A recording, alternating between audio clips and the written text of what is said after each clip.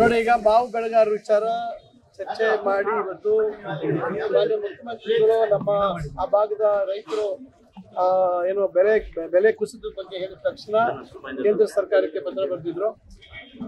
ಆಮೇಲೆ ನೆರೆಯ ಆಂಧ್ರದಲ್ಲಿ ಕಳೆದ ವರ್ಷ ಏನು ಕ್ರಶ್ ಮಾಡಿದ್ರು, ಏನು ಫುಡ್ ಪ್ರೊಸೆಸಿಂಗ್ ಅಲ್ಲಿ ಪಲ್ಪ್ ಮಾಡಿದ್ರು, ಅದು ಬಿಕ್ರಿ ಆಗಿಲ್ಲ. ಒಂದು ಕಾರಣ ಏನ್ ಹೇಳ್ತಾರೆ ಅಂದ್ರೆ 5% ಇದ್ದಂತ GST 12% ಆಗಿದೆ, ಅದು ಒಂದು ಕಾರಣ ಅಂತ ಹೇಳ್ತಾರೆ.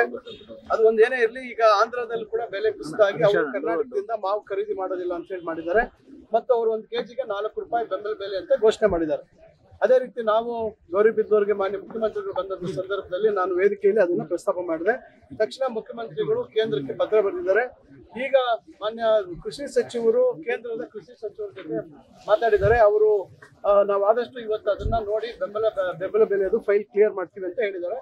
ಆ ರೀತಿ ಏನಾದ್ರೂ ಅದು ಅವ್ರು ಕೊಡ್ತಕ್ಕಂಥ ಬೆಂಬಲ ಬೆಲೆ ನಮಗೆ ಸಮಾಧಾನಕರವಾಗಿಲ್ಲದೆ ಇದ್ದ ಪಕ್ಷದಲ್ಲಿ ರಾಜ್ಯ ಸರ್ಕಾರದಿಂದ ನಾವು ಮತ್ತೆ ಅದಕ್ಕೆ ಏನು ಸರಿತೂಗಿಸ್ಬೇಕು ಅದನ್ನ ತೂಗಿಸ್ತಕ್ಕಂಥದ್ದು ಮಾಡೋಣ ಅಂತಕ್ಕಂಥದ್ದು ಮಾನ್ಯ ಮುಖ್ಯಮಂತ್ರಿಗಳಿಗೆ ಅಧಿಕಾರ ಕೊಡ್ತಕ್ಕಂಥ ಕೆಲಸ.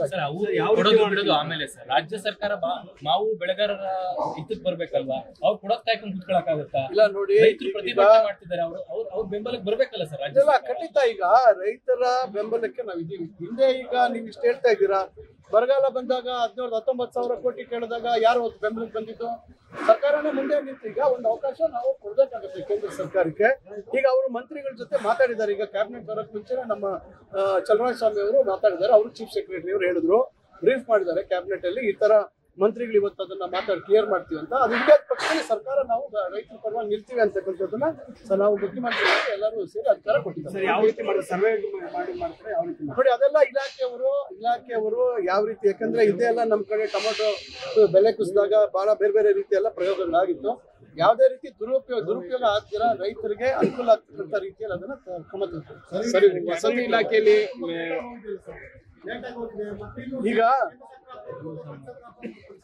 ಈಗ ಲೇಟ್ ಆಗಿದೆ ಮತ್ತೊಂದು. ಈಗ ಅದಕ್ಕೆ ಅವರು ಕೇಂದ್ರಕ್ಕೆ ಅವತ್ತೇ ಮಾನ್ಯ ಮುಖ್ಯಮಂತ್ರಿಗಳು ಗೌರಿಬಿದನೂರಿಗೆ ಬಂದಂತ ಸಂದರ್ಭದಲ್ಲಿ ಅವತ್ತೇ ತಕ್ಷಣ ಪತ್ರ ಬಂದಿದ್ರು. ಅದಕ್ಕೆ ಅವರು ಕ್ರಮ ಏನು ಮಾಡಲಿಲ್ಲ ಅಂತೇಳಿ ಇವತ್ತು ಅದ್ರ ಬಗ್ಗೆ ಚರ್ಚೆ ಆಗಿ ಇವತ್ತು ಸಂಜೆ ಒಳಗೆ ಅದರಿಂದ ಏನು ಒಂದು ಸ್ಪಷ್ಟವಾದಂತ ತೀರ್ಮಾನ ಬರದೇ ಸಂದರ್ಭದಲ್ಲಿ ನಾವು ಸರ್ಕಾರ ಕ್ರಮ ತಗೋಬೇಕು ಅಂತಕ್ಕಂಥ ತೀರ್ಮಾನ.